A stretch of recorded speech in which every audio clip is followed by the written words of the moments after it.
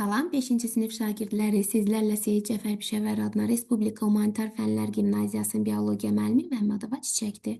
Mən bugün sizlərə təbiətdən 8-ci mövzunu izah edəcəm. Uşaqlar, artıq bu bölmənin sonuncu mövzusudur. Hansı ki, artıq bu mövzudan sonra siz bölmənin xülasəsini öyrənib summativ yazacaqsınız.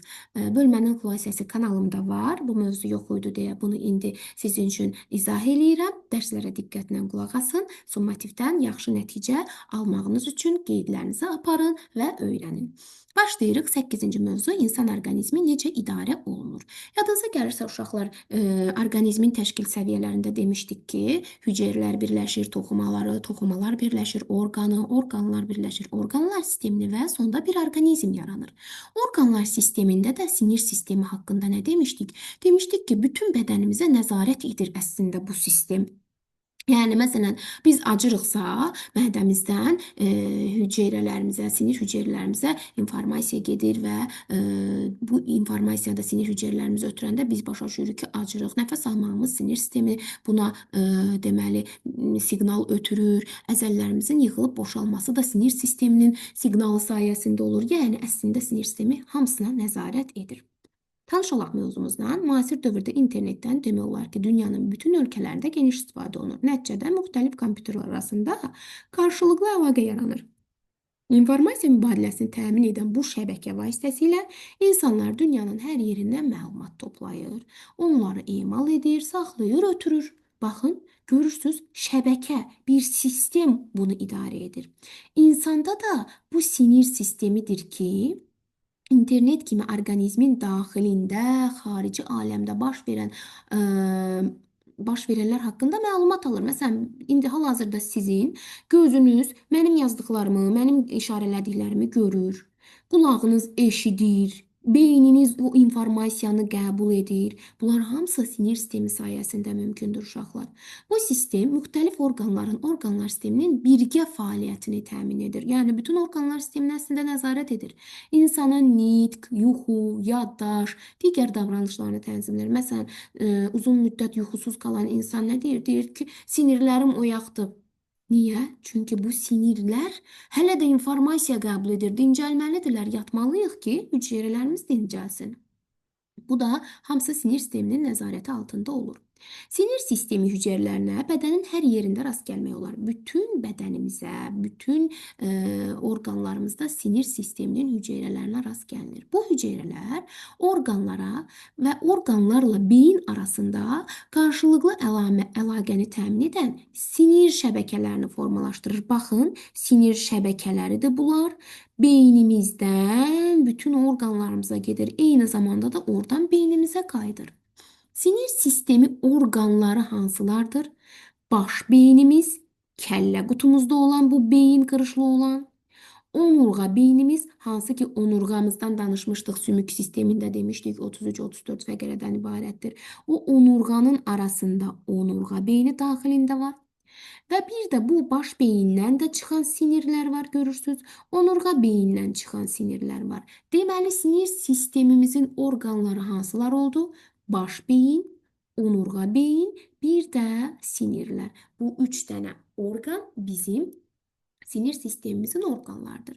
Baş beyinlə tanış olaq. Kəllə qutusunda demişdik yerləşir. Kəllə sümüklərimiz onu qoruyurdu xarici təsirlərdən. Baş beyin kəllə qutusunda yerləşir. Onun üzəri qırışlarla örtülüb və bu qırışlar boz rəngli orqandır. Yəni üzəri boz rənglə örtülmüş qırışlıdır. Bu oldu baş beynimiz. Baş beyin bədənin bütün hissələrindən gələn məlumatları qəbul edir və orqanizmin nə edəcəyinə qərar verir. Məsələn, əlinizi tutdunuz, bir stəkan istidir, beyninizə informasiya ötürüldü, siz əlinizi çəkdiniz. Yəni, nə edəcəyiniz barədə sizə əslində bu sinir sistemi orqanları məlumat verir, informasiya verir. Onurğa beyni baş beyindən başlayıb bədənin arxa nahiyəsi boyunca uzanır. Yəni, baş beyindən sonra gəlir onurğa beyin. O nazik, uzun, boru şəkilli orqandır. Çünki onurğanın içərisində yerləşir axı borunun içərisində. Onurğa beyni, baş beyin və bədənin digər hissələrinin işini əlaqələndirir. Elə bil ki, bu ən mərkəzdə olan baş beynimiz idi. Onurğa beyin də bu orqanlara yaxın idi. Oradan alan informasiyaları ötürür baş beyinə. Həm onurğa beyin, həm baş beyin mərkəzdir uşaqlar. Sinirlər də onların ətrafında yerləşir. Baş beyin həmçinin duyğu orqanlarımıza da nəzarət edir.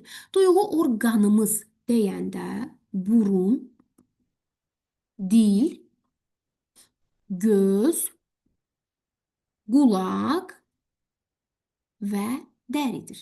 Dərini üzü qeyd edir. Duyğumuz deyəndə qoxu bizim duyğumuzdur və qoxunu duyan orqanımız hansıdır? Baxın, orqanla duyğunu qarışdırmayın. Duyğu orqanı deyəndə burun, dil, göz bu orqandır. Amma burun hansı duyğunu hiss eləyir? Qoxu. Dil dadı, göz görməni, qulaq eşitməni, dəri hiss etməni.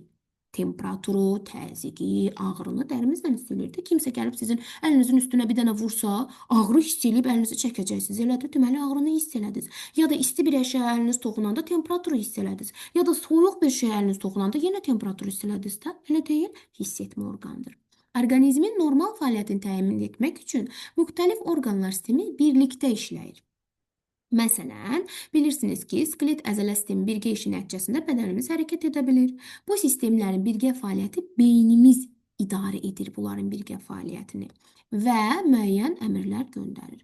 Gəlin buradakı şəkilə baxaq, görək hansı sistemlərimiz fəaliyyət göstərir. Baxın, dərsdən gəlmisiniz, stolun üzərində qəşəng bir sendviç görürsünüz, meyvə görürsünüz.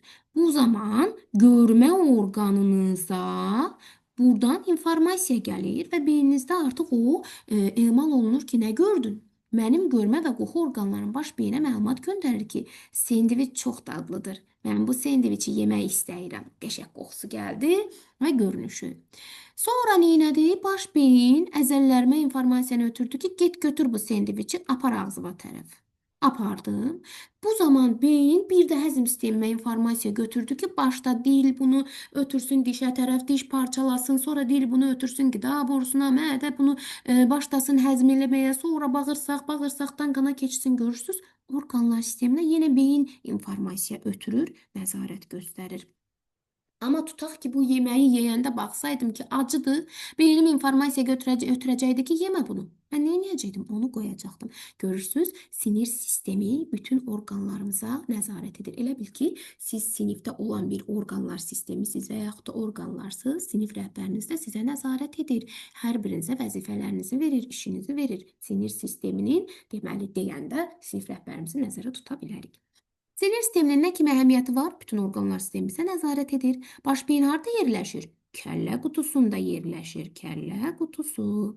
Necə düşünürsünüz? Ətraf mühit haqqında informasiyaları hansı orqanlar vasitəsilə əldə edirik?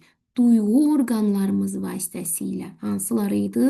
Göz, qulaq, dəri, burun, dil. Bu da oldu bu bölmənin sonuncu mövzusu. Dərsi diqqətlə dinləyin. Suallarınız olsa yazın.